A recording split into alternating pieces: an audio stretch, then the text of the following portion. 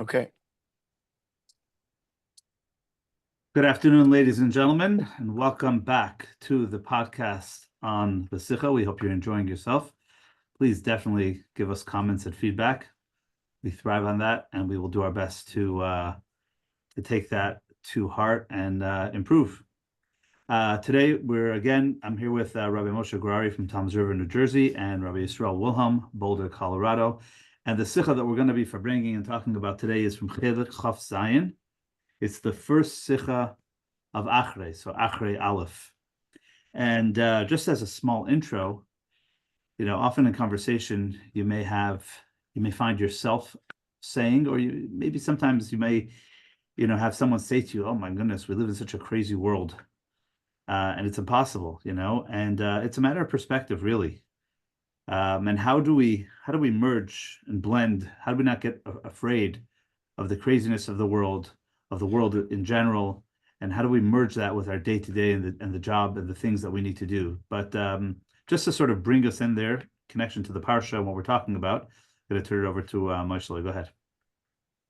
Okay, so the parsha Achrei Mois begins with most of the parsha.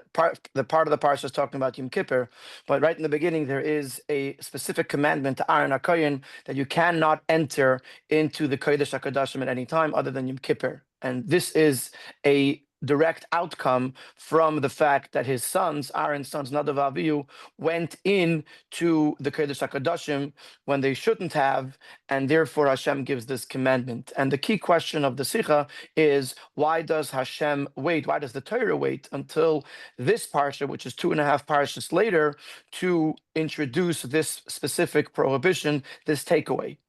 And in brief, the Rebbe answers that this specific instruction, as the earlier instruction, which was to not go into the Beis Hamikdash while intoxicated, are really telling a person to not try to escape the world, either for spiritual reasons or either for searching for holiness or escaping from the world, to not run away from the world.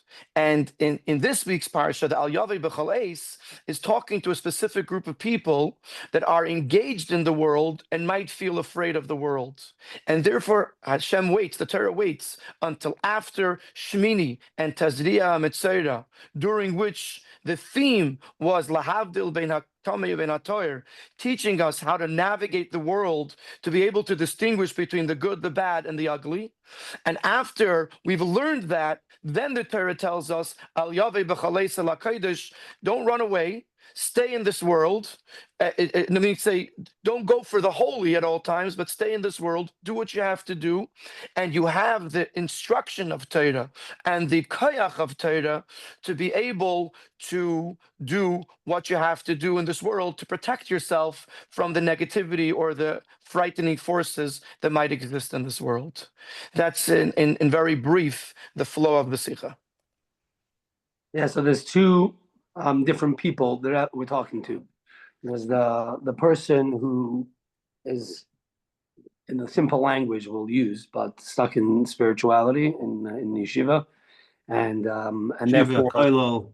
yeah, whatever you want to call it. It's easy to say that way. We can bring about that concept, but the idea is that they should not be stuck there and realize they have a mission in the world.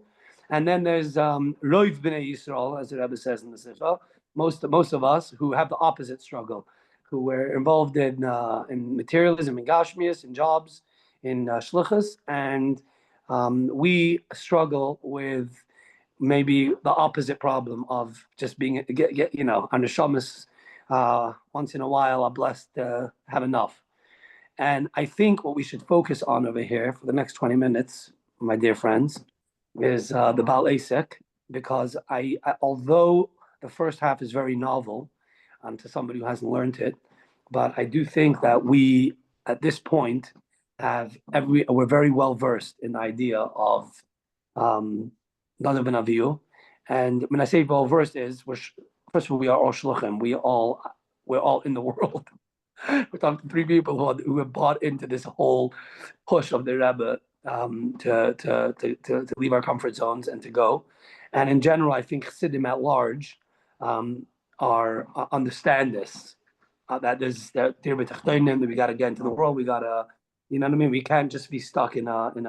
We can't keep the spirituality to ourselves. We can't be stuck in our holy place. We can't be the rotza. We all know very well about this idea of shuv, and so at least I do, and I don't. And unfortunately, in my point in my life, I don't struggle so much with it. I wish I did, but I don't struggle with that. So if I'm going to fabring, and I think in general, we have a short fabring, and let's focus more on the Baal Asik and how he can deal with the struggle in life. So I want to address something about the Baal Asik and sort of take what you just said. And you're saying we're all familiar with the importance of shuv. I think it's important to recognize that the Torah is addressing Ratzai, which means that even the Baal Asik, the Ratzai is not misplaced. In other words, a person sees the world and recognizes that the world is a crazy place or a scary place and has a desire to run away, whether it's as a shliach. I think you're jumping the gun a little. I think we have to start let's talk about the Baal Asik a little bit, I thought you already jumped the gun for me. Okay. All right. Yeah, so take us. Shmuli, you go. Well, I think that there's just some clarity around what we're talking about, because we're jumping in very quickly. Just maybe sound redundant, but you have two types of people: the one who's sitting in yeshiva, sitting and learning, sitting in spirituality the whole time, just to simplify it, and then the one who is involved in material pursuits. And Yisroel is adding to that although we're shluchim, so it's a spiritual work, and people involved in spiritual work. You could be a mechanech, you could be a rebbe, you could be many different types of spiritual work that a person could be in, but coming from using the words Yisroel said, Chassidim, and specifically Chabad Chassidim, we don't necessarily have a problem with the shuv. We're very comfortable in a certain way in engaging the world. What's shuv? Just spell it out. Shuv, literally, the two words of ratzi v'shuv. Ratzi means the desire to ascend, to go higher. In this context, sort of spirituality, and shuv means like settling it down and the mata and the down here.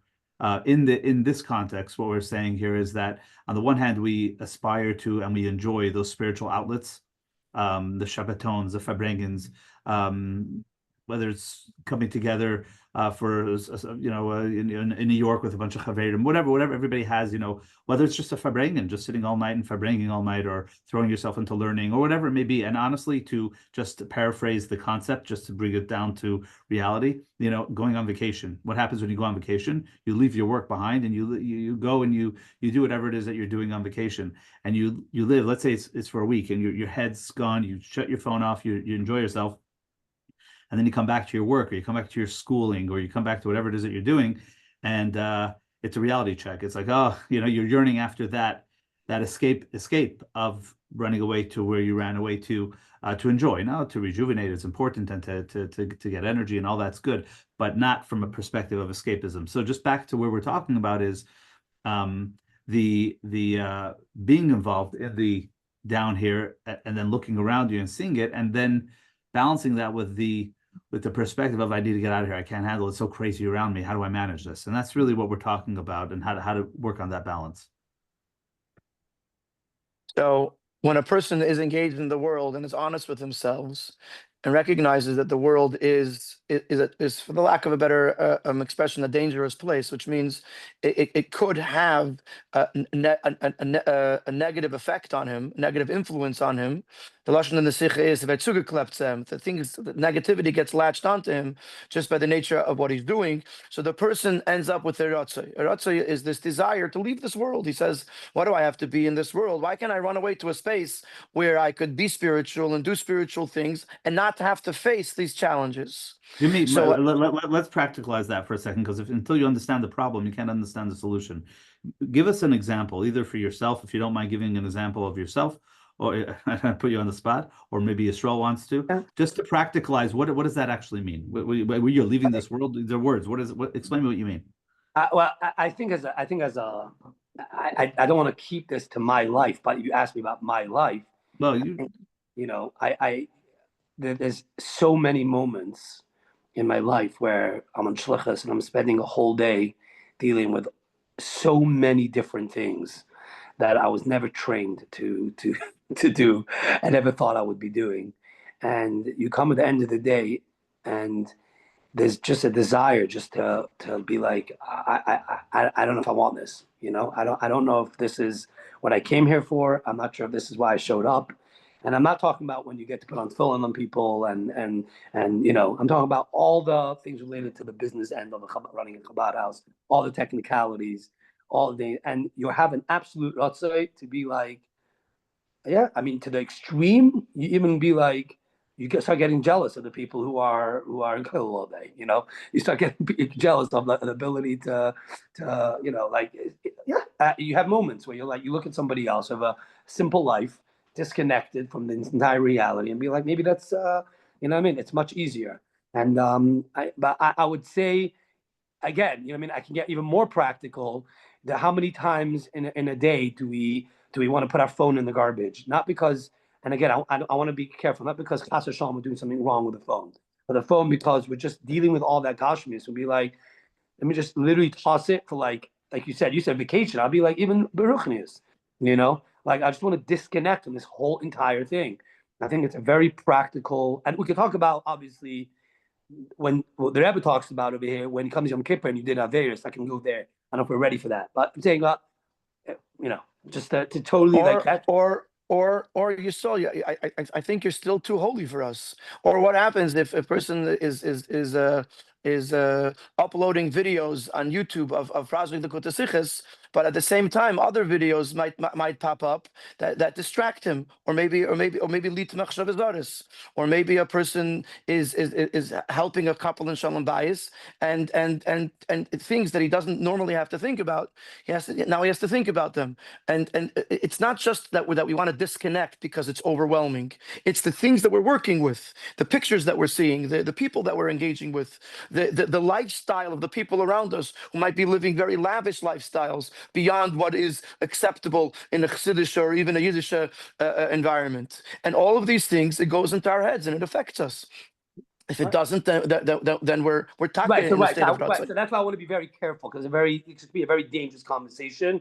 I don't want Chas v'Shalom at any point anyone to start going, oh, Wilhelm said, Gourarie said, I'm allowed to do YouTube. I'm not saying, like, speak to your own mashpia about what you're allowed to do, what you're not allowed to do. I'm not discussing that conversation. And what you're not allowed to do, then Dvarim Asurim, this is obviously when this is not the conversation. And that's not what we're talking about. But first of all, the Rebbe is discussing, let's play it out, the end of Pashas Mitzvah, Teres HaMitzvah, a person who struggles with, like you said, machshavas zaros and things that Bachrim struggle with, you know what I mean? Like the Dvarim you do him. And this is when you're coming to Yom Kippur, and you're coming to a place of reckoning, and your natural thing is like, I'm out. You know what I mean? I'm wrong. I'm bad. I'm out. I can't deal with this anymore. I can't deal with my job anymore, whatever it may be, whatever the reality for my face is. We had a teacher, Rabbi Stein, Sein Gesund und Stark. He told us when we were kids that he was a bacher in the 1960s when a lot of the mivtzoyim was being done on college campuses, and college campuses were not exactly, still aren't, but then for sure not exactly the place for a bacher. And he wrote to the Rebbe that he can't do mivtzoyim on college campuses. I was saying, I don't know exactly what he wrote, but this is what he told us. And the Rebbe told him he should do mivtzoyim in other places. He should find other places to do mivtzoyim. In other words, very important to say that. Yes. No, but this is the ratzai. This is the fact that a person comes to the realization that there are certain things that I just can't do. It's not working for me. And the ratzai is not a bad thing. It's the ratzai without shuv that becomes a problem. So in the Sicha, in at least a part of the Sicha, the al yavei b'chaleisa lakodesh is addressing this person who feels that his engagement in this world, whether it's in business or whether it's in mivtzoyim or whatever it might be, is affecting his ruchnius to the point that he doesn't want to do it. He says, "I'm not here. I can't do this." And the Sicha teaches us that the ratzai is a beautiful thing, the feeling that this is more than I can handle is a fair feeling. But now take that feeling and now harness that, turn it into a shuv. Take that feeling and say, if I feel so strongly about my ruchnius, the best place for me to do it or to express it is by taking that energy and turning it into a shuv. And I'm gonna send it to one of you guys to discuss shuv. Well, to be the other thing to keep in mind, just on this theme, is that the Rebbe brings it over here as well. Is so a person, I mean, within this context of whatever a person's avodah, whatever a person's lifestyle is supposed to be, and the things that they're going to encounter, and people listening are probably coming from all different types of backgrounds and places, and business environments and family environments and ages and demographics and so on. But to realize that there is nothing that is placed in front of us, that Hashem places in front of us within our Dira B'Tachtainim that we can't achieve, and we can't withstand that challenge. So that's also something to keep in mind. Oh, so really in the Sicha there's two answers. They're not written as two answers, but there's what you just read, which is the end of Sif Hey, and then there's what the Rebbe says in the end of Sif Zayin, which is the Koyach of Torah. So let's unpack this just a little bit. So we're telling the person that he should don't run at all times to the kodesh. You have to have Ratzah has to come with shuv. So break the words down for a second. So here you have somebody, and away from all the examples, you have somebody who's dealing with an internal dilemma, and they're struggling internally, where they want to escape their reality. They want to run away from whatever it is around them. They can't handle it. They don't like it. It's not for me. I can't do it. We're not talking about chas v'shalom, a crisis in mental health where somebody needs, professional intervention. We're talking about life, day to day, overwhelming realities of whatever it is that the Eibishter gave you, whether it's your children, whether it's your work, like Yisroel was saying, whether it's your friends and your school, whether it's the tests that you have tomorrow, whatever, and on and on and on. What do I need all this for? What do I need? I just want to be a good person. I just want to go and learn. I want to go do this. Whatever the good things you want to do, however you interpret those words and whatever you want to say, and your aspirations for getting away. So there's an element of escapism that we're talking about, and the first remedy, the first approach, is really like a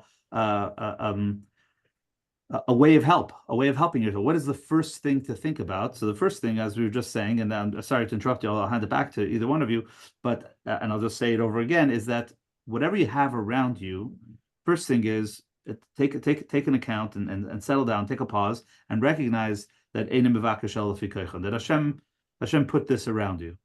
This is you. Okay, I'll turn it back over to one of you I want to say l'chaim, and I'll speak from my heart, and then I'm done. And I'm saying this, and you guys can finish it off. So l'chaim. We're not done. We're not done. We're not done yet. We got some. I'm saying. Let me just say it like this.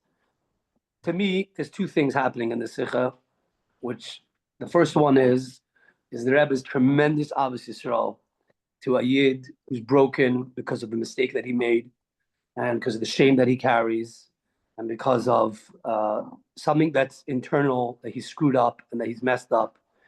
And the Rebbe's first message over here is, the classic message is, you're going to be okay, and that there's always hope.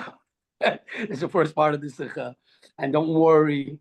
And you know what I mean? You're a human being, and you're allowed to struggle, and it's fine. And there's Yom Kippur, and that's why it comes later. It doesn't come earlier. It's a separate thing, because it's okay. You know what I mean? We got you covered. And there's a tremendous Ahavas Yisroel that Rebbe has to every single year, no matter what your state is and no matter where you are. But to me, this is not the goal. This is not the ultimate Chiddush, and I'll tell you why. Because this message of having hope and not giving up on yourself is a very Torah message. It's not unique to the Rebbe. Obviously, the Rebbe gives unique to us, but there's many people today. It's become a very popular concept not to have yiush and not to you know what I mean. Don't worry, and people who do terrible things and mistakes is not. It's a general Chassidus message that's become very popular today amongst all the big speakers. The chiddush of what's happening over here is that when you're in a point where you're looking for change, you're looking to now what? Now I want to be a new person. Okay, so the Eibusher loves me, and I'm good, and I bought into that. Hopefully, it takes work, but I bought into this idea that I'm good, that everything's good. Now what? The Rebbe says now it's time not to think about yourself. Now it's time to think about the Eibusher, and now it's not about you anymore, and it's hard, but that's the Rebbe's ultimate belief in us. Is that we're capable of so much more than we think we are. Not just that we can be good people, but that we can deal with the challenges put in front of us. We can deal with the gospels that's put in front of us.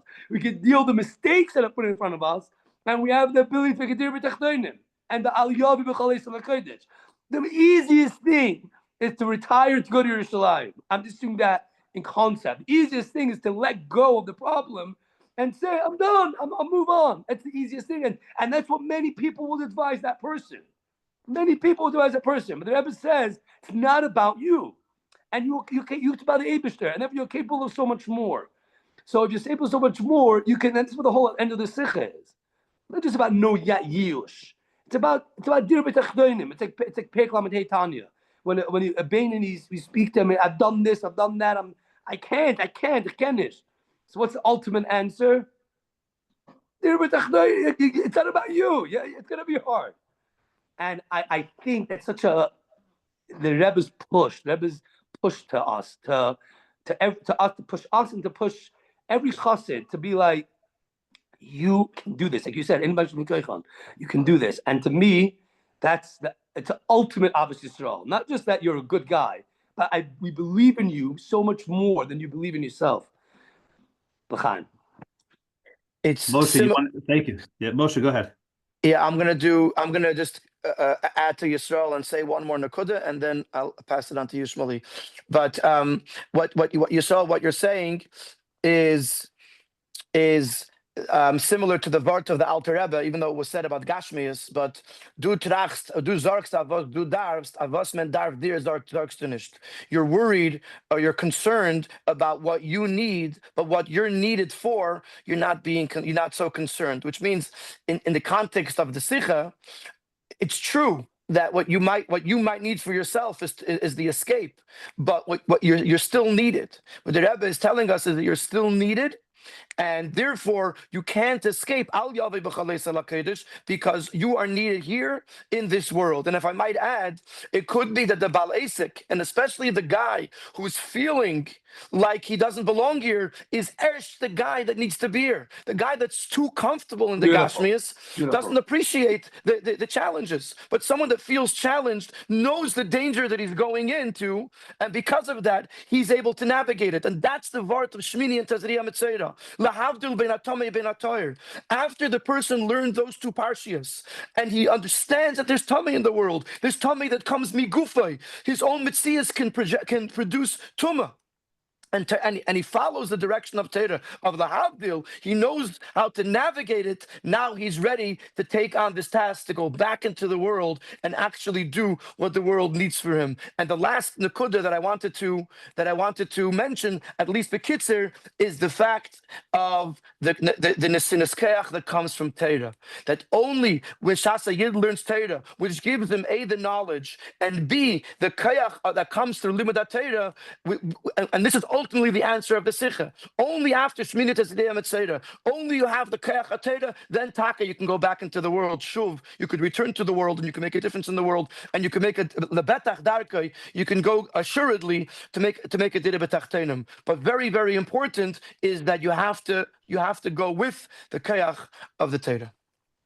I'm going to just reframe what you're saying. Beautiful. First of all, you guys are yelling and screaming and getting all passionate, which is fantastic. Man, come on. Allow us to get into it. It's great.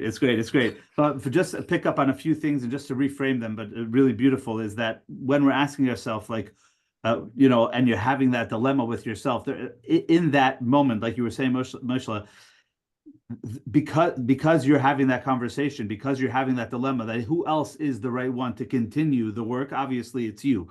The question, though, is how. And I just want to reframe what you were saying. There's a very interesting side point. I mean, not side point, but the Rebbe emphasizes here a few times, lahavdil. And this havdalah between Tameh and Tahor. I want to take 1 second because Moshe, you threw it in there, but I think this is actually, to me at least, this is the key of the answer. Lahavdil means, I'm going to use a different word, is to compartmentalize. What happens is when you see the world all as one, when you see everything in one big cholent and a mishmash, then it's overwhelming. And the key here is lahavdil, to be able to look at Tameh and Tahor and this convoluted world and see so much craziness, but be able to see things in their own compartment and be able to delegate and be able to compartmentalize it. Just because this happened in this moment, a minute later, you could be sitting in this moment and it's something else. And the moment you're able to have that clarity and divide between purity and non-purity, between the crazy and the non-crazy, between everything going on in the world, you can look at it and cut it up. It's almost like seeing a matrix, and you can see the code in it, and you can see exactly how it works. All of a sudden, everything becomes a different story. The game becomes a different kind of game. You're seeing things from a different perspective. There's a talk about the matrix is like when you start seeing the back end code of everything that you're seeing, it's almost like looking at a screen and you're seeing all this color and everything else. But when you see the code behind it, everything becomes very, very easy to navigate and very easy to fix and very simple. So the point is, look a little deeper, understand what's really happening here. Everything has a place. And personally, when you look at it yourself that way too, when you compartmentalize your emotions, when you compartmentalize your thoughts, you compartmentalize your work, when you don't bring everything into everything and make a mishmash of everything together, then all of a sudden it makes being able to be in the spaces you need to be much more calm, much more restricted, much more, manageable, and everything could sort of be more harmonious. I just want to end. Love that. It's amazing. I just want to end just to go back because Rabbi Lipsky Pat was nifted this week. Oh, wait! You reminded me. If my friend, I got to finish. Yeah, hold that for 1 second. And how do you have that compartmentalized? How do you do it? So the Rebbe says, it only comes through Torah. And this is Yisroel was okay. I'll let you finish off with that. Exactly. That's where I wanted to go with it. This holy book right over here. Exactly. No, because because that message was going around. The Rabbi Lipsky asked by success, so he gave two technical tips, and then he said L'kutei Sichos, and he said, "You sure that's what it is?" Yeah, L'kutei Sichos. And there's no doubt that. Listen, if anybody's listening, we're human beings, and we struggle, and that's the part of life, and that's how it goes. And if you just simply want to be uplifted and you want guidance on how to deal with the matrix, as Shmuli said, then and how to compartmentalize, how to see how to do it on a different perspective. L'kutei Sichos literally does it. There's a great magic book over here, and it's working, and that's it, and anyway, l'chaim. See you all next week. All right. I have this one.